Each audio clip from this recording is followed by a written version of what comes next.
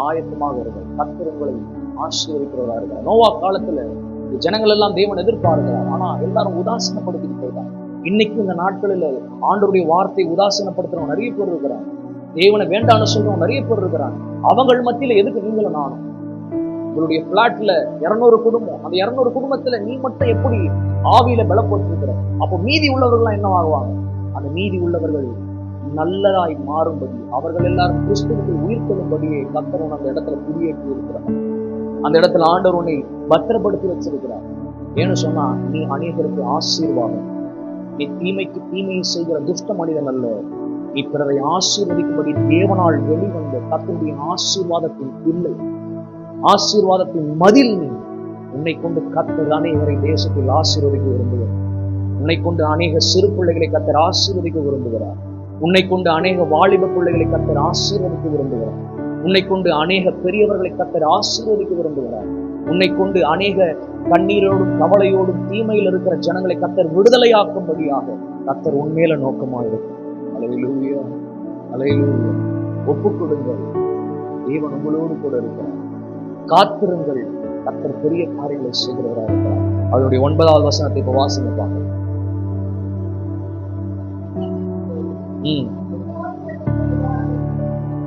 சரி கட்டாமல் பதிலாக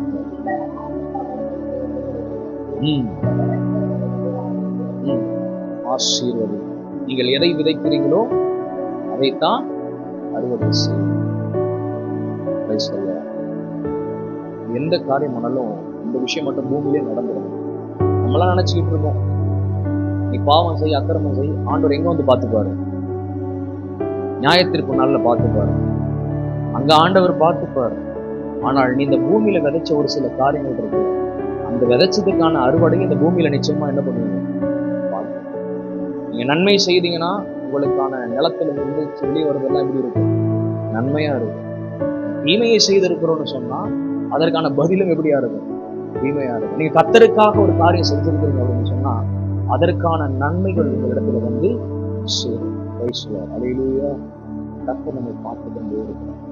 வசனம் கொண்டு வாசி இருக்கிறோம், அவர் நீதிமான்கள் மேல கவலைப்படாது, கவலைப்படாது. கர்த்தருடைய கண்கள் உங்களோடு கூட இருக்கு. நீங்க போய் செய்ய போற அந்த காரியத்துல ஒரு சுகத்தை காத்திருக்க, நீங்க போய் செய்ய போற ஒரு காரியத்துல கர்த்தர் ஒரு பெரிய ஒரு நன்மையான ரிசல்ட்டை வச்சிருக்கிறார். என்ன சொன்னா, கர்த்தருடைய கண்கள் உங்களோடு இருக்கு.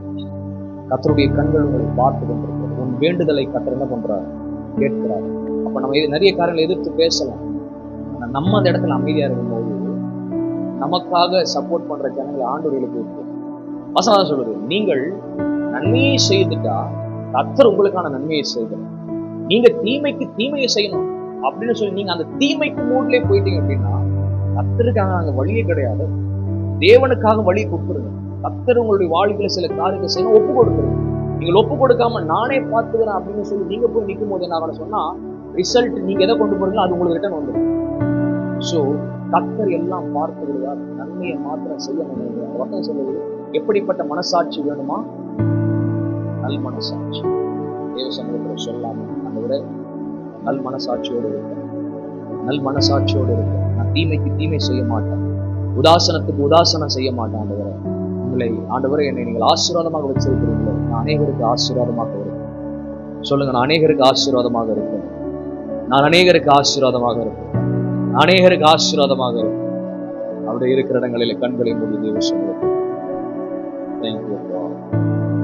நன்றி பரிசுத்தாவே, நன்றி பரிசுத்தாவே.